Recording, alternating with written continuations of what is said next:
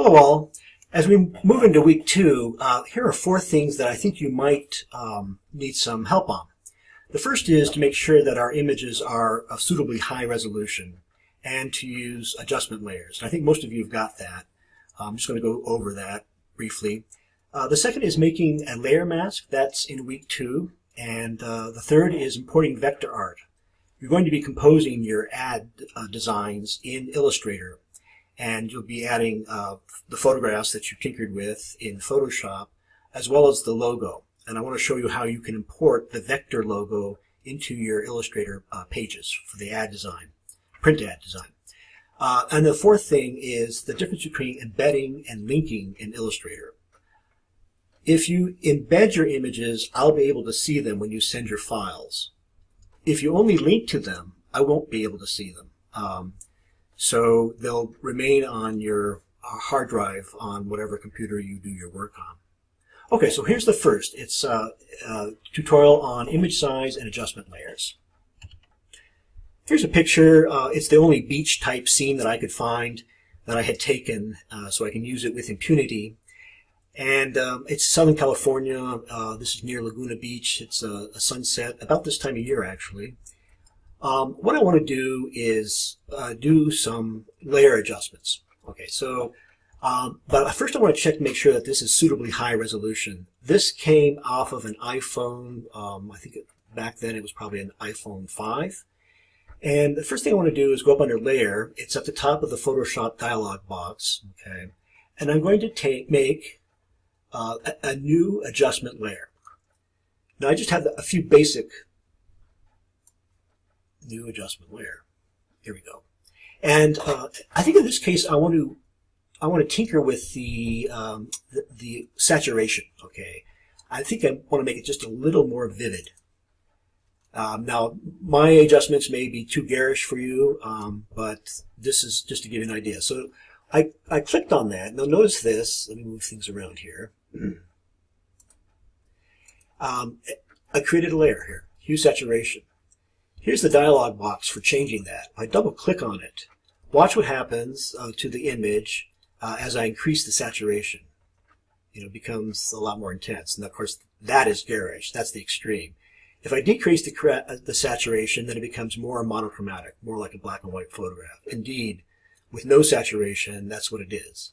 Okay, so I want to up it, maybe about 13 units, and just to make it a little warmer.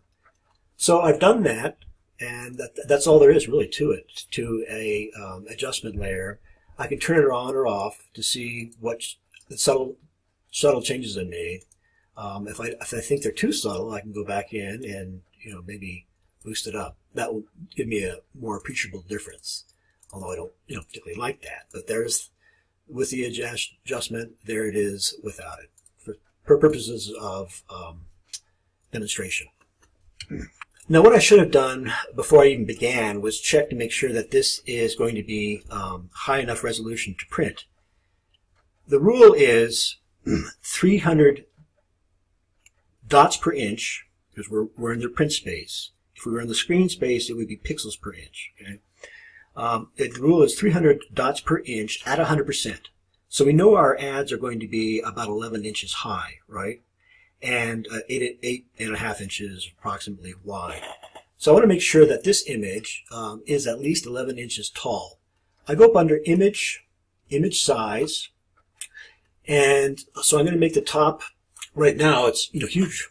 It's 45 inches wide and 34 inches high at 72 dpi. So one thing I can do right off the bat is change this to 300 dpi. And then we can come back down on the dimensions. I'm going to make the height, I'm going to make it 12 inches. That will give me room to move the image around. And that creates a suitably, it's large, but this is okay for print, a suitably high resolution image for print.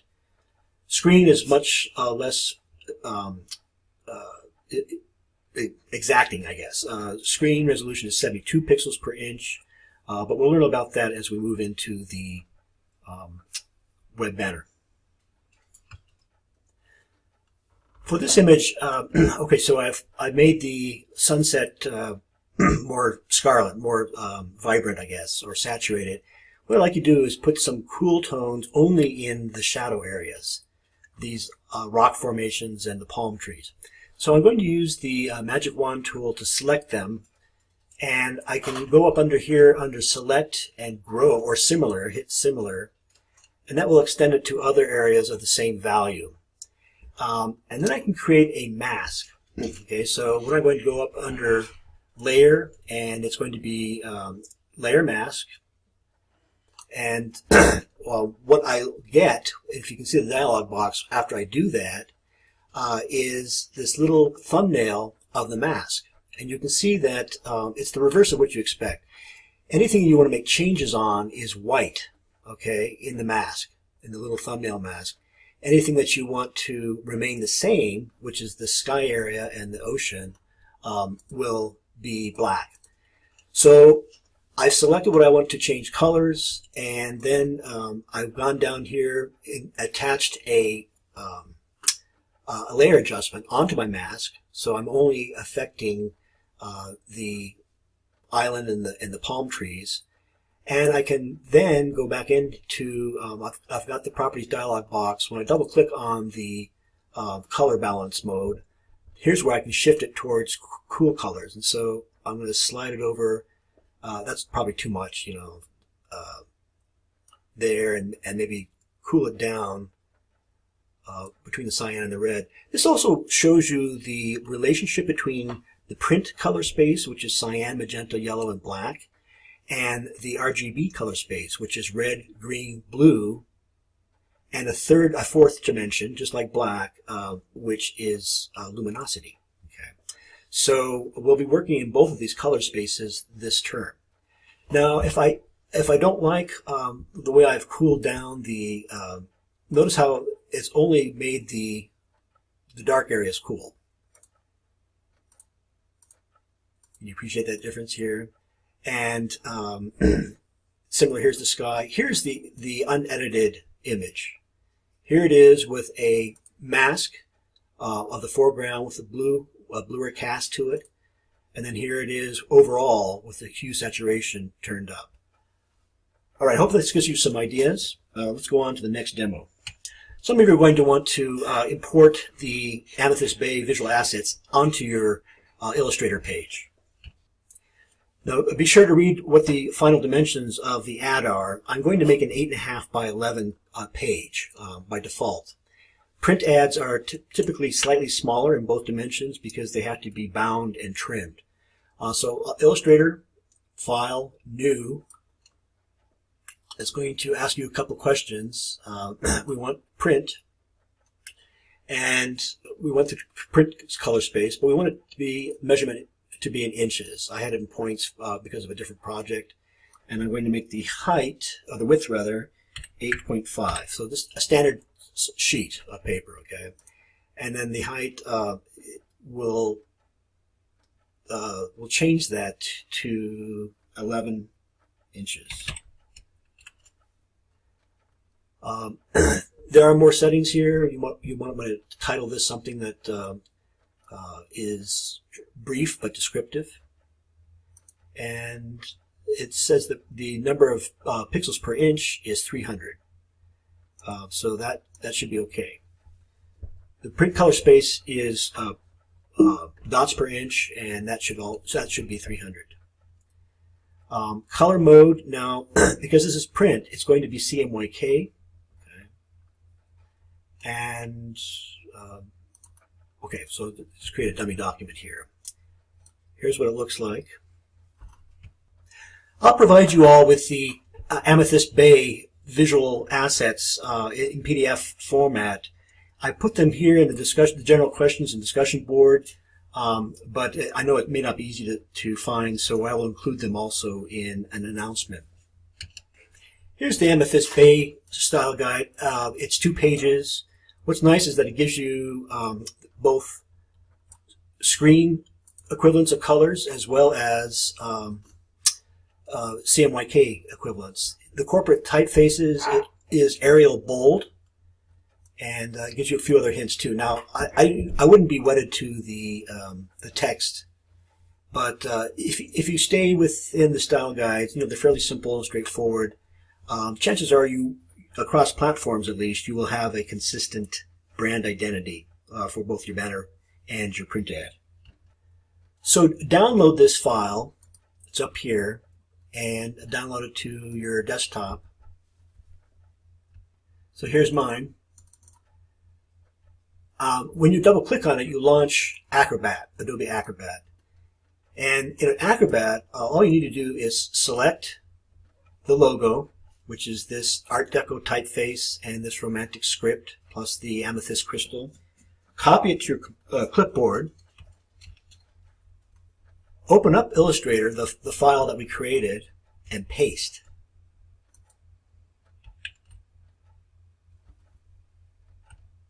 Okay, and that's not working for me, so let's try it this way. Go up in Illustrator, File, Open. Let's try opening the Amethyst Bay Style Guide PDF. It's 2 pages. We're just going to open the first page. Here it is. Now we should be able to just select it. Yes, there we go. And this way we have the vector paths. Be careful not to squash it. We can copy that to the clipboard, and then we can go back to our page and paste it. Now what I would suggest you do is before you paste it, create a layer for it. Let me move this up here. You want to create a layer for it. And to create a new layer in Illustrator, it's much like you would create a new layer in Photoshop. You click on this, create new layer, and then paste it.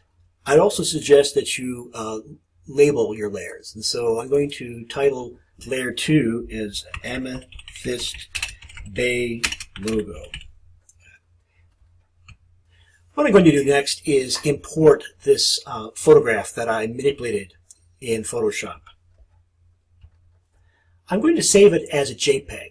Okay, that will probably give me the best quality. But before I do that, remember I mentioned that there's a difference between embedding and linking. If you don't embed it, I won't be able to see it. Before you import an image too, you want to open up the links dialog box or panel, and that's what it looks like. Then I can select, I'm going to put the background image on layer 1. So I highlight layer 1. I go under File, Place, and fish around for the JPEG, and go ahead and hit Place. And now it's a little bit larger. That's to allow for bleed, but we can scale it down too if you want. So there you've got the background image, and which is appropriately sized, and you've got the Amethyst Bay logo. You can turn them on or off in their own layers. The next thing up, and I'll do this next week, is to show you how you can edit out unnecessary imagery that extends, or solid colors that extend beyond the live area of your print page.